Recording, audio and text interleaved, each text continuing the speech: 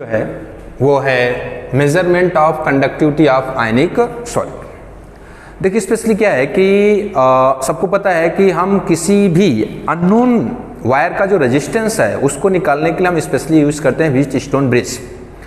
लेकिन जब हम किसी भी सेल का जो रेजिस्टेंस फाइंड करने के लिए व्हीटस्टोन ब्रिज के साथ लगाते हैं तो हमें दो प्रॉब्लम क्रिएट होती है, यानी कि दो समस्याएं आती हैं। नंबर एक कि अगर हम इलेक्ट्रोलिटिक सेल में डीसी करंट यूज करते हैं तो उसका जो केमिकल कंपोजिशन है वो चेंज हो जाता है। यानी कि अगर आप डीसी करंट यूज करते हैं तो इसके पहले हमने आपको बताया था इलेक्ट्रोलिटिक सेल, तो इलेक्ट्रोलिटिक सेल में क्या होता है कि electric energy change into chemical energy, मतलब जो आपके आयंस हैं इलेक्ट्रोलिटिक सेल्स के अंदर, जो आपका सोल्यूशन है उसके अंदर जो आयंस है, जब आप डीसी करंट यूज करते हो यानी डायरेक्ट करंट यूज करते हो तो वो जो पॉजिटिव है वो नेगेटिव प्लेट पर जाकर के जमा हो जाता है और जो नेगेटिव है वो पॉजिटिव प्लेट पे जाके जमा हो जाता है। पॉजिटिव नेगेटिव प्लेट पे जमा हो गया और नेगेटिव पॉजिटिव प्लेट पे जमा हो जाता है, जिसकी वजह से जो केमिकल कंपोजिशन है सेल का वो चेंज हो जाता है। मतलब किसी भी इलेक्ट्रोलिटिक सेल का जो आयनिक कंडक्टिविटी है उसको मेजर करने के लिए अगर हम उसका रेजिस्टेंस निकाल लें, तो अगर हम रेजिस्टेंस निकाल लें तो आसानी से हम कंडक्टिविटी मेजर कर सकते हैं। लेकिन आप सभी को पता है कि रेजिस्टेंस, किसी भी वायर का रेजिस्टेंस निकालने के लिए हम व्हीटस्टोन ब्रिज का यूज करते हैं। लेकिन अगर हम व्हीटस्टोन ब्रिज के प्लेस पर सेल उपयोग करें तो सेल अगर हम उपयोग करते हैं यानी सेल यूज करते हैं तो हमें दो प्रॉब्लम फेस करना होता है। प्रॉब्लम नंबर वन, सबसे पहला प्रॉब्लम यह है कि हम व्हीटस्टोन ब्रिज में जो यूज करते हैं वो स्पेशली होता है डीसी करंट, और डीसी करंट अगर हम यूज करते हैं तो जो सॉल्यूशन का केमिकल कंपोजिशन है वो चेंज हो जाता है। पहला पॉइंट यानी पहली प्रॉब्लम हो गई। दूसरी प्रॉब्लम क्या हमको फेस होता है? दूसरी प्रॉब्लम ये फेस होता है कि जो वायर होता है, वायर डायरेक्ट दोनों पोल से कनेक्ट हो सकता है। जिस वायर का हमको रेजिस्टेंस निकालना है उस वायर का एक किनारा, एक एंड जो है वो पॉजिटिव पोल से और दूसरा एंड जो है वो नेगेटिव पोल से जोड़ देते हैं। लेकिन जो हमारे पास सेल होता है उसमें सेल में एनोड और कैथोड दोनों एक दूसरे के साथ इंटरकनेक्टेड नहीं होते, बल्कि वो क्या होते हैं, सेपरेटेड होते हैं। तो जिसकी वजह से हम आसानी से किसी भी इलेक्ट्रोलिटिक सेल की कंडक्टिविटी फाइंड नहीं कर सकते। तो पहली प्रॉब्लम का सलूशन करने के लिए साइंटिस्टों ने क्या यूज कर लिया कि जो डीसी हम यूज करते थे उसके प्लेस पे हमने यूज कर लिया एसी, अल्टरनेटिव करंट यूज कर लिया। तो पहली प्रॉब्लम का सलूशन डीसी को यूज न करके बल्कि हमने क्या यूज किया, एसी यूज किया। दूसरी प्रॉब्लम को सॉल्व करने के लिए साइंटिस्टों ने स्पेशल प्रकार का यानी कि स्पेशल प्रकार का कंडक्टिव सेल का फॉर्मेशन किया, जिसमें आप देख पा रहे होंगे यहाँ पर एक वेसल्स है। उस वेसल्स में क्या लिया गया है, इलेक्ट्रोलाइट सोल्यूशन।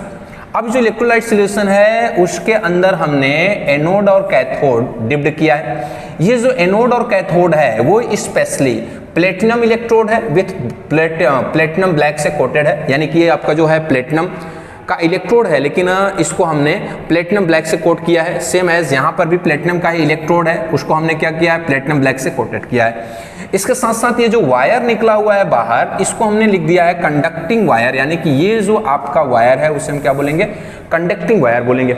ठीक है, तो ये स्पेशल टाइप का वेसल्स होता है जिसमें पोटेशियम क्लोराइड का अलग अलग कंसंट्रेशन लेकर के उसकी हमने कंडक्टिविटी मेजर कर ली है। यानी कि अलग अलग कंसंट्रेशन, यानी पोटेशियम क्लोराइड का अलग अलग कंसंट्रेशन लेकर के हमने उसकी कंडक्टिविटी मेजर कर लिया है। और सभी जो पोटेशियम क्लोराइड की कंडक्टिविटी है डिफरेंट टेम्परेचर और डिफरेंट प्रेशर पे क्या होता है, डिफरेंट होता है। यानी कि अगर आपके इलेक्ट्रोलिटिक सोल्यूशन का जो कंसंट्रेशन है अगर वो चेंज हो जाएगा तो पोटेशियम क्लोराइड का हमने कंसंट्रेशन यानी नॉन कंसंट्रेशन लिया है। नॉन कंसंट्रेशन लेने के बाद में सेम टेम्परेचर और सेम प्रेशर पे इसका जो हमने कंडक्टिविटी फाइंड किया वो डिफरेंट कंडक्टिविटी फाइंड किया, यानी कि स्पेशल टाइप का जो है हमने कंडक्टिविटी सेल का फॉर्मेशन किया।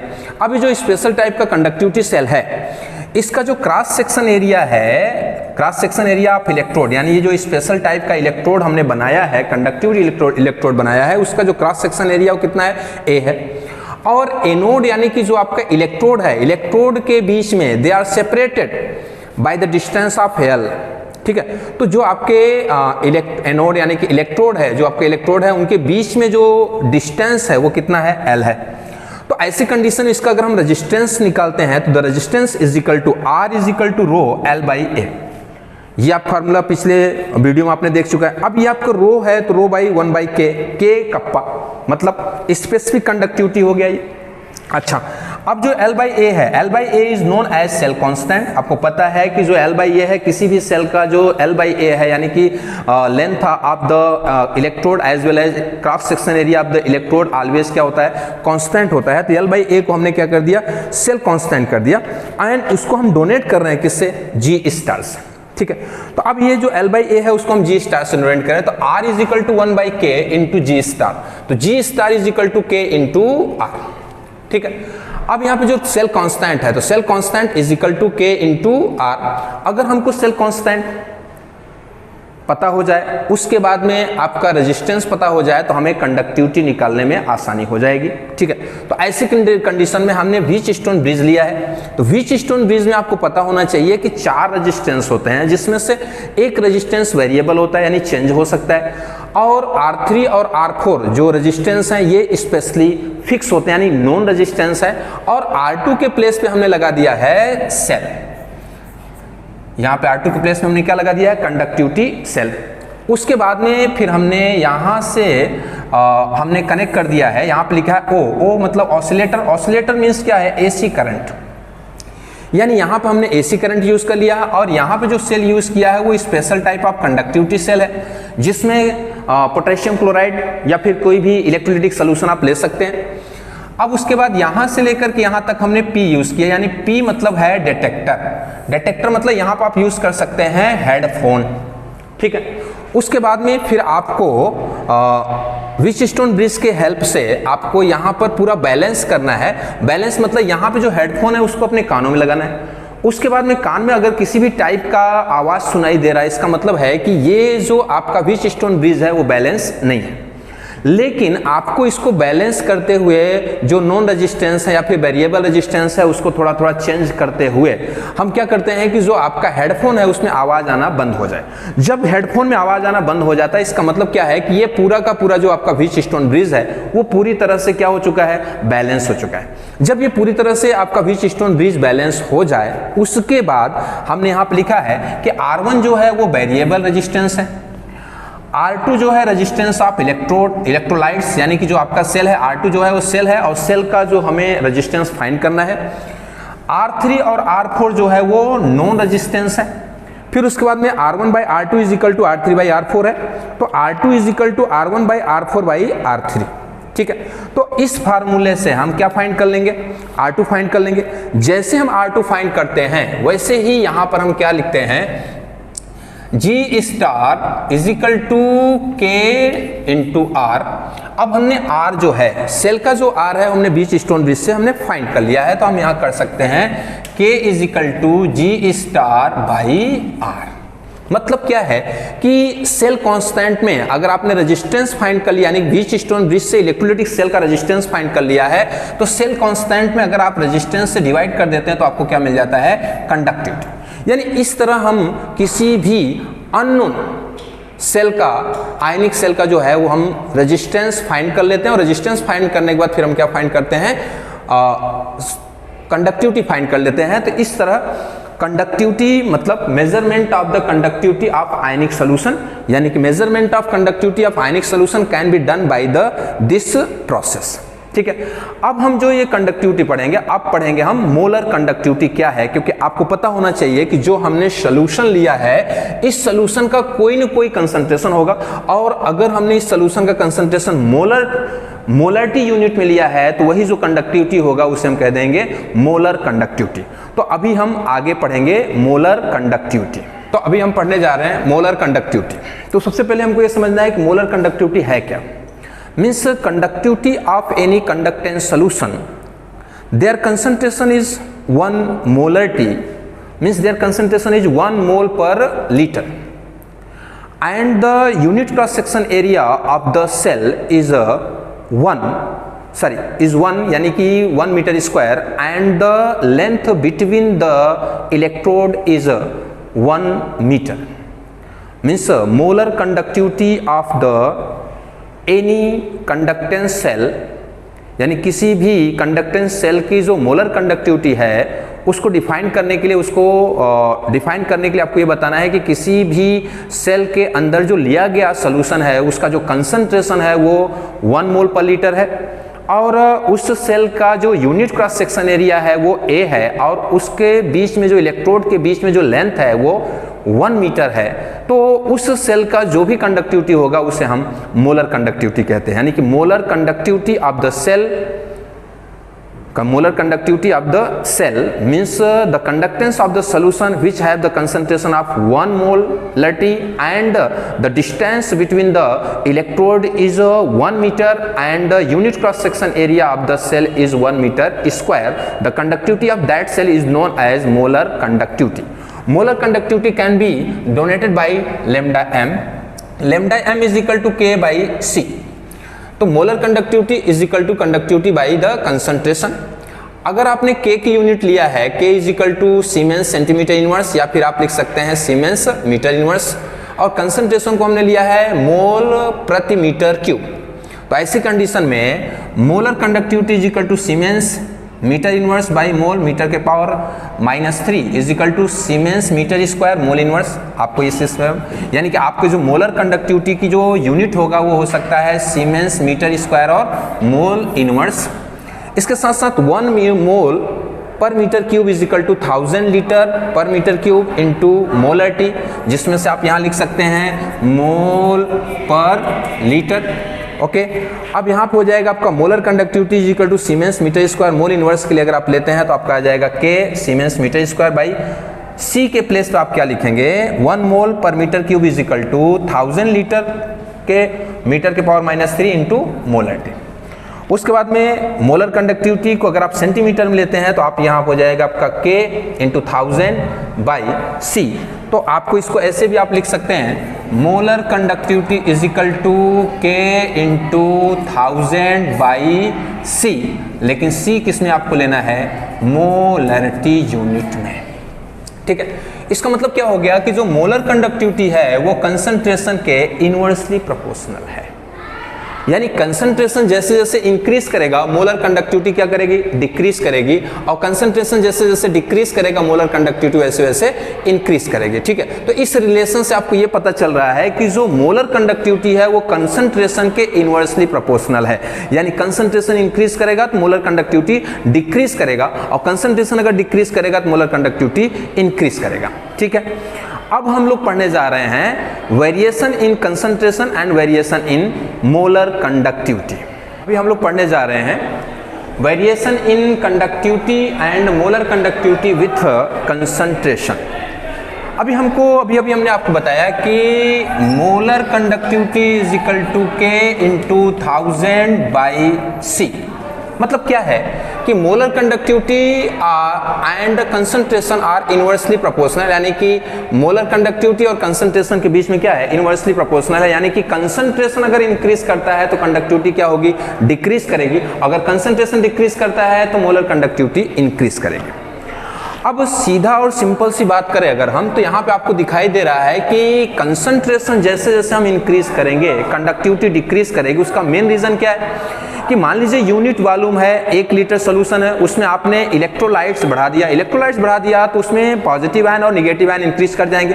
पॉजिटिव आयन और निगेटिव आयन अगर इंक्रीज कर जाएंगे तो कहीं ना कहीं उनके बीच में अट्रैक्शन फोर्स इंक्रीज होगा। इसके साथ साथ जब वो पॉजिटिव और निगेटिव आयन अलग अलग प्लेट पे जा रहे होंगे तो उनके बीच में कोलिजन भी होगा, तो कोलिजन होगा, इसके साथ साथ इंटरमॉलिक्यूलर अट्रैक्शन फोर्स इंक्रीज होगा, जिसकी वजह से रेजिस्टेंस इंक्रीज करेगा। और जब रेजिस्टेंस इंक्रीज करेगा तो आपको पता है कंडक्टिविटी हो चाहे मोलर कंडक्टिविटी हो दोनों क्या हो जाएंगे डिक्रीज हो जाएंगे। मतलब अगर मान लेते हैं कि अगर हम डाइल्यूशन करते हैं यानी कि हम कंसंट्रेशन को डिक्रीज करते हैं, तो कंसंट्रेशन को अगर जब हम डिक्रीज करेंगे तो क्या होता है कि 1 मोल सोल्यूशन हमने लिया था, यानी 1 मोलरिटी सोल्यूशन लिया।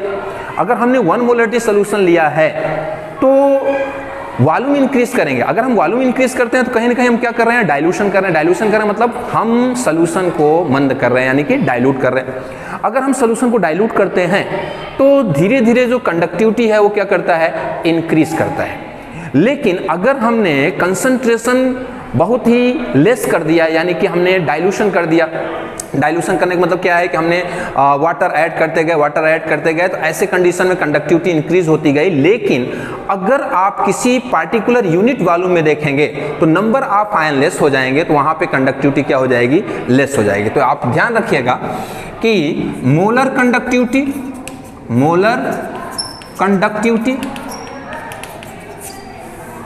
डिक्रीज, मोलर कंडक्टिविटी डिक्रीज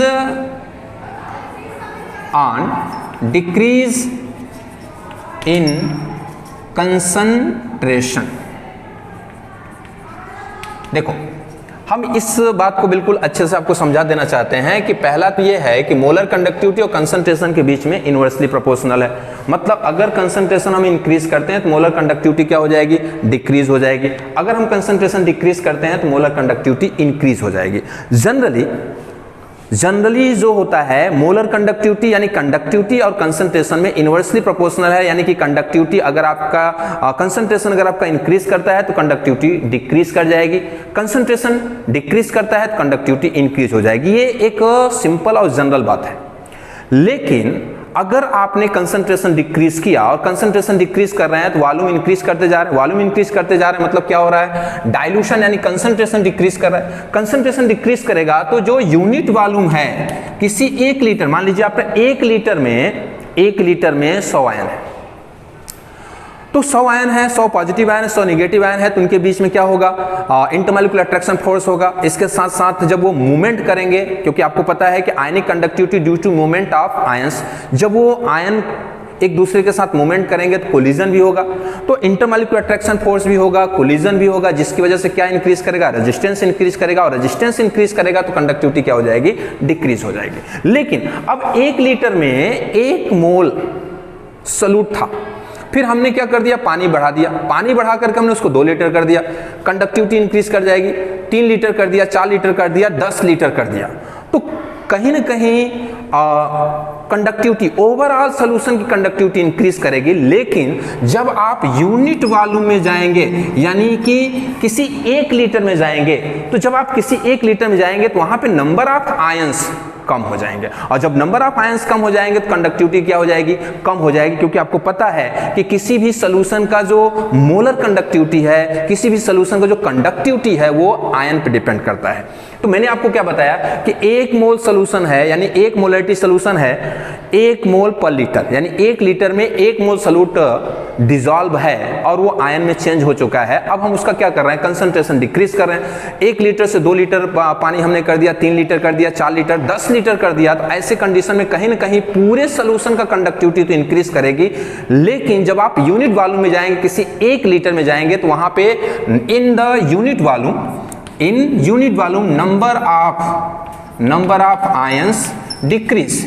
अगर नंबर ऑफ आयंस डिक्रीज हो गया है तो आपको पता है कि कंडक्टिविटी डिपेंड ऑन आयंस, और यूनिट वॉल्यूम में नंबर ऑफ आयंस अगर डिक्रीज कर गए हैं तो कंडक्टिविटी भी क्या हो जाएगी, डिक्रीज हो जाएगी। इस बात को आप समझेंगे कि ओवरऑल सॉल्यूशन की कंडक्टिविटी इंक्रीज करेगी, लेकिन किसी 1 यूनिट वॉल्यूम में अगर आप जाते हैं, किसी 1 लीटर में जाते हैं, किसी 1 लीटर सॉल्यूशन में जाते हैं, तो वहां आप देखेंगे कि नंबर ऑफ आयंस लेस हो गया है, और नंबर ऑफ आयंस लेस हो जाएगा तो कहीं ना कहीं कंडक्टिविटी या मोलर कंडक्टिविटी क्या हो जाएगी, लेस हो जाएगी।